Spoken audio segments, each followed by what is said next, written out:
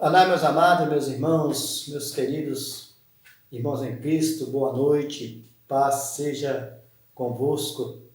Espero que você esteja bem, juntamente com a sua família, com a sua casa.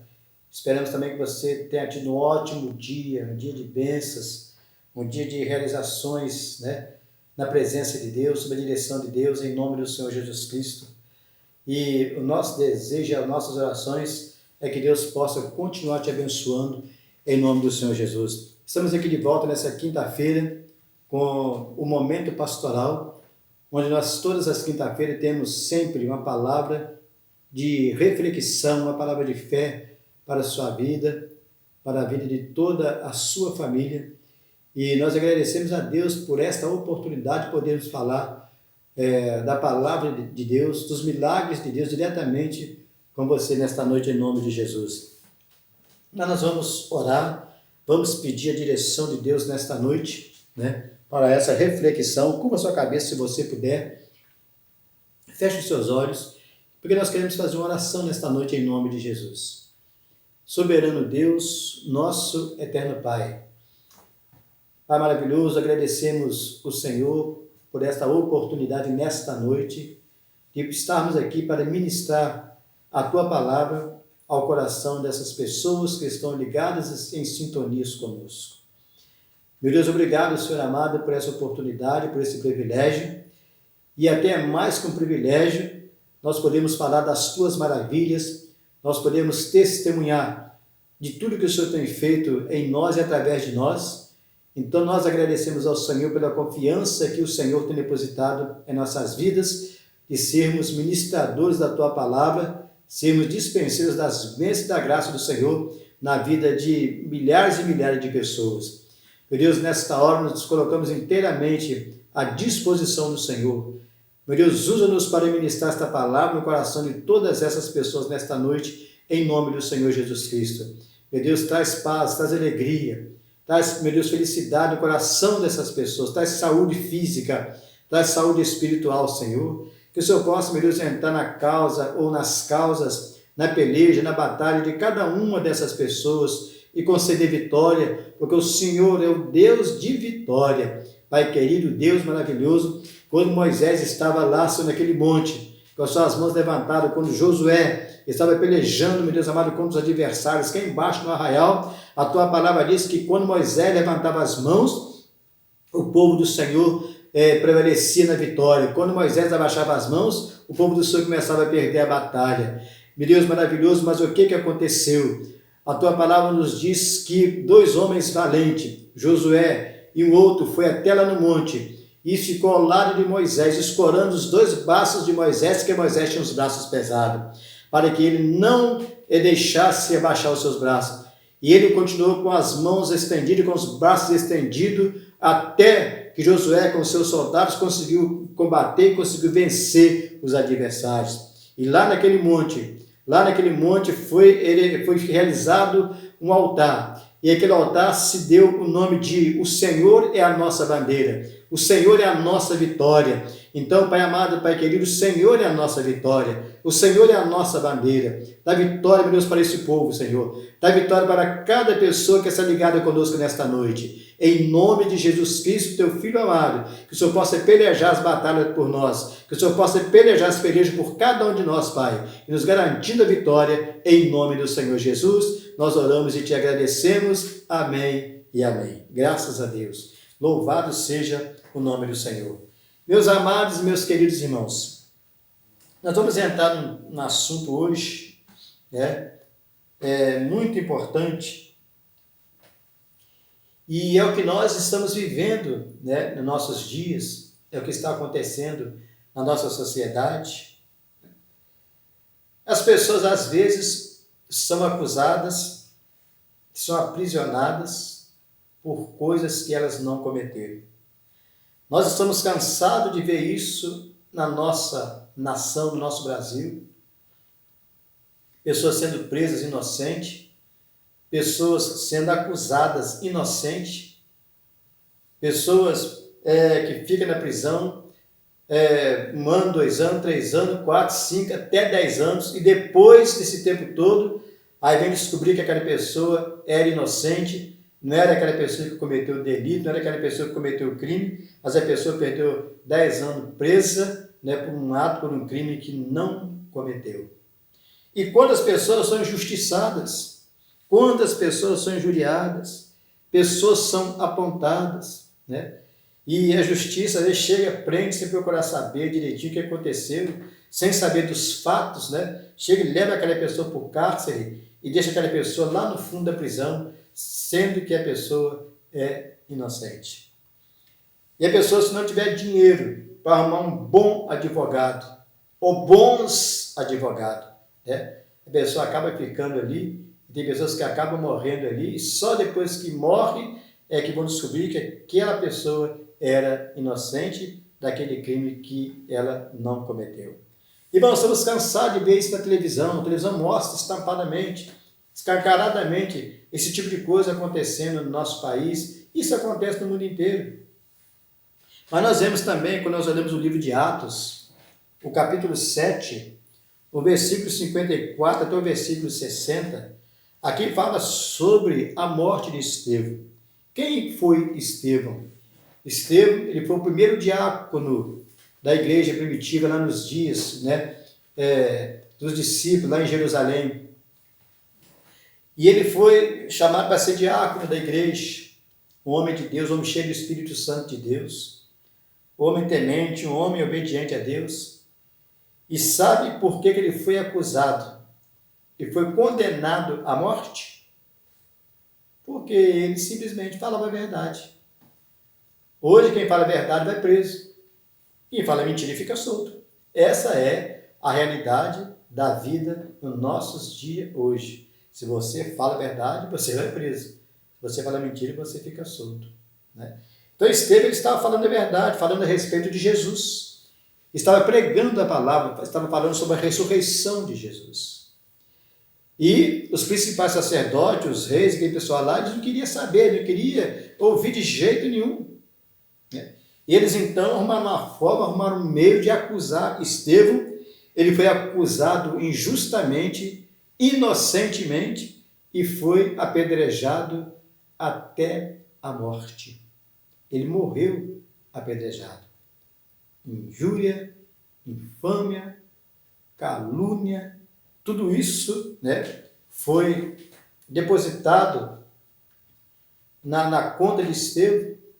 E eles então acabaram o assassinando, tirando a própria vida dele, o homem de Deus, o homem que era inocente, um homem obediente e temente à palavra de Deus. Mas, meus irmãos, e a vida é assim. Infelizmente, né, a justiça de Deus é certa, mas a justiça do homem falha, e falha muitas das vezes, e falha, tem hora que falha feio, né? Essa é a justiça da terra. Essa é a justiça do homem. Mas a Bíblia diz que nós um dia, nós vamos conhecer um novo céu, nós vamos conhecer uma nova terra, aonde habita a justiça, aonde habita a verdadeira justiça. Então, meus queridos, o tema da nossa reflexão desta noite é o acusado. O acusado.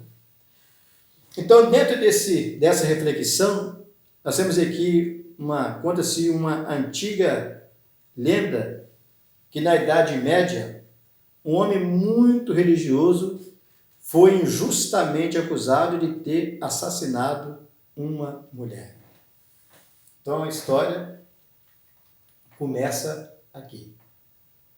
Lá pelas Idades Médias, antiga, uma lenda antiguíssima, né? Muitos anos, conta-se uma história de um homem aqui diz que ele era muito religioso. Esse homem muito religioso foi injustamente acusado de ter assassinado uma mulher. Na verdade, o autor do crime não era ele. Na verdade, o autor do crime era uma outra pessoa de influência no reino. E por isso, desde o primeiro momento, se procurou um bode expiatório para cobertar o verdadeiro assassino. E hoje acontece essas coisas também, né? Às vezes o camarada é influente, às vezes o camarada está lá no poder, lá no alto escalão, né? Às vezes comete uma coisa errada, eles vão procurar um bode expiatório para colocar no lugar dessa pessoa que cometeu o delito, para poder pagar por um crime que não aconteceu. E lá foi assim, né? Lá eles acusaram esse homem religioso, mas não foi ele que cometeu o crime. O que eles fizeram? Foi uma pessoa influente na sociedade, uma pessoa influente no meio, né, lá do alto escalão, que cometeu esse delito, né? Mas o que eles fizeram? Eles então queriam um bode expiatório para cobrir o erro, né, do magnata, para cobertar o verdadeiro assassino. E esse homem então ele foi acusado, ele foi condenado. O homem foi levado a julgamento já temendo o resultado. O resultado era forca, né? Ele seria morto, enforcado. Ele sabia que tudo iria ser feito para o condenado e que teria pouca chance de sair vivo daquela história. Ele sabia. Você não tem como eu me defender. Não adianta ficar falando sou inocente, sou inocente, sou inocente, porque eles já, né, me colocaram para ocupar o lugar de uma outra pessoa que cometeu o crime. Então eu sei que eles vão me pendurar lá naquela forca e eu vou morrer enforcado, e eu acredito que eu não tenho nenhuma chance de sair vivo dessa situação, eu não tenho nenhuma chance de sair vivo dessa história. Olha, irmãos, olha bem, né? O juiz, que também desejava levar o pobre homem à morte, simulou um julgamento justo, fazendo uma proposta ao acusado que provasse a sua inocência. Ah, juiz, hein? Que juiz, hein? Aqui diz que o juiz ele desejava levar o pobre homem à morte. Era o desejo do juiz. Era o desejo do alto escalão, né? Levar aquele pobre homem à morte. Então ele simula um julgamento. Você sabe o que é um julgamento simulado? Julgamento simulado é quando se arranja falsas testemunhas para fazer falsas acusações, para apontar o erro daquela pessoa, um erro que a pessoa não cometeu. Então é tudo armado, né? O juiz já sabe que vai dar sentença de morte, as pessoas já sabem que tem que falar contra aquela pessoa que vai ser condenada, então já é tudo armado, já é tudo esquematizado, né? Então é um julgamento simulado, e foi o que o juiz fez naquele dia. Um julgamento simulado, né? E aparentemente um julgamento justo, mas na verdade não era nenhum julgamento justo. Então o juiz ele faz uma proposta para o acusado. Ó, vou fazer uma proposta para você. Se você provar a sua inocência, né, tudo bem. Eu vou fazer uma proposta e vou te dar a oportunidade de você provar a sua inocência, disse o juiz. Sou de uma profunda religiosidade e por isso vou deixar só nas mãos de Deus. Olha o que o juiz fala para ele. O juiz fala para ele, olha, eu sou um camarada religioso também, eu sei que você é religioso, mas eu também sou um camarada profundamente religioso. E porque eu sou um camarada profundamente religioso, eu vou deixar a sua sorte nas mãos de Deus, disse o juiz. E o que então que o juiz fez? O juiz falou assim, olha, eu vou escrever num pedaço de papel a palavra inocente. Foi assim que o juiz falou com ele. Vou te dar a chance. Você provar a sua inocência. E como eu sou um homem religioso, né, eu vou deixar na mão de Deus a sua sorte. Ele disse para o acusado. Ele falou assim, olha, eu vou escrever num pedaço de papel a palavra inocente. E no outro pedaço a palavra culpado. Você sorteará um dos papéis. E aquele que sair o veredito, né, então será o seu destino. Ora, irmãos, o juiz olhou assim para ele, pensou, falou assim, é o que eu posso fazer para você.